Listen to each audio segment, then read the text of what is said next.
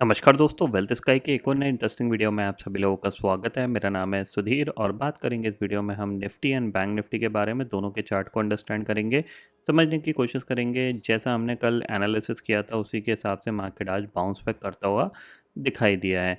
तो सबसे पहले अगर हम यहाँ पे वीडियो स्टार्ट करने से पहले ग्लोबल फ्यूचर्स देखें तो यहाँ पे आपको देखने को मिलेगा कि जो डाउ फ्यूचर है करीब 61 पॉइंट ऊपर ट्रेड कर रहा है और नैस्डैक फ्यूचर भी करीब 115 पॉइंट ऊपर ट्रेड कर रहा है। चलते हैं अपने मार्केट पे और अपने मार्केट की सिचुएशंस देखते हैं कि कैसी रही आज के दिन की। तो देखो, कल मैंने आपको एक पॉइंट बताया था, कल मैंने आपको क्लियरली बताया था कि बैंक निफ्टी के लिए जो सबसे इम्पॉर्टेंट लेवल है वो है 51,000। क्योंकि जब इसने रिकवरी दिखा के 51,000 के ऊपर सस्टेन करना स्टार्ट किया तो इसने 51,000 को ब्रेक नहीं किया है। तो अगर 51,000 को ब्रेक नहीं किया है तो इसका मतलब क्या है, ये स्ट्रॉन्ग सपोर्ट है। तो आज भी एग्जैक्टली 51,000 से ये पूरा रिबाउंड हो गया। क्यों? क्योंकि ज़ाहिर सी बात है, निफ्टी ऑलरेडी यहाँ पे कह सकते हैं काफ़ी ज़्यादा वीकनेस दिखा रहा है।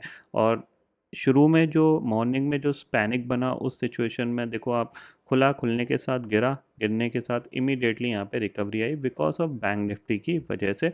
और पूरे दिन ये रिकवर होता रहा। क्यों? क्योंकि मैंने आपको कल एक पॉइंट बताया था कि अगर मार्केट रेंज बाउंड है, ठीक है, अगर मार्केट रेंज बाउंड है तो इस चैनल के बाहर ये निकलेगा ही नहीं। तो इस चैनल के बाहर खुलने के साथ इमीडिएटली बाइंग आती हुई दिखाई दी है। अब क्या है, ये धीरे धीरे इस लेवल तक जाने की कोशिश करेगा जो कि 25,250 का है।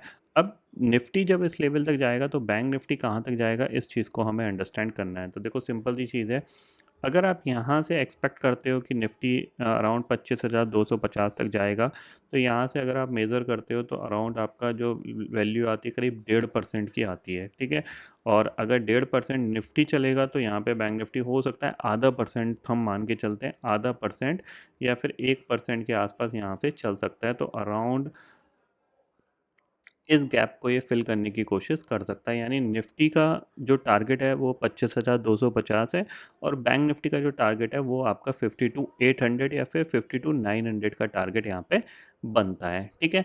दूसरी चीज़ है, एक चीज़ ध्यान में रखिए हमेशा कि जो चैनल्स है ना ये इतनी जल्दी नहीं टूटते, क्योंकि ये चैनल में क्या है, ऑलरेडी ऑप्शन सेलर्स अपनी पोजीशन बना के बैठते हैं। वो सिर्फ ये शो करते हैं कि मैं ब्रेकडाउन देने वाला हूँ या ब्रेकआउट देने वाला हूँ। बट ओवरऑल ट्रेंड क्या है कि निफ्टी का ओवरऑल ट्रेंड पॉजिटिव चल रहा है। तो उसकी वजह से ऐसा नहीं है कि यहाँ से इमीडिएटली ब्रेकडाउन देके नीचे चला जाएगा। तो मेरे को 100% एक्सपेक्टेशंस था कि यहाँ से ये ऊपर की तरफ ही मूव करेगा। इसीलिए कल मैंने आपको क्लियरली बोल दिया था 51,000 आएगा सपोर्ट एरिया, वहाँ पे बाय करने की कोशिश ज़रूर करिएगा। बाकी अपना जो सेटअप है उस सेटअप के हिसाब से अगर आप काम करोगे तो देखो ज़्यादा उसमें कुछ आपको धोखा नहीं होगा, ठीक है ना। सेटअप क्या बोलता है, देखो सिंपल सी चीज़ है कि आपको क्या फ़ोकस करना है, आपको करना है कि ये देखो 1 मिनट का हाई और 1 मिनट का लो, ठीक है।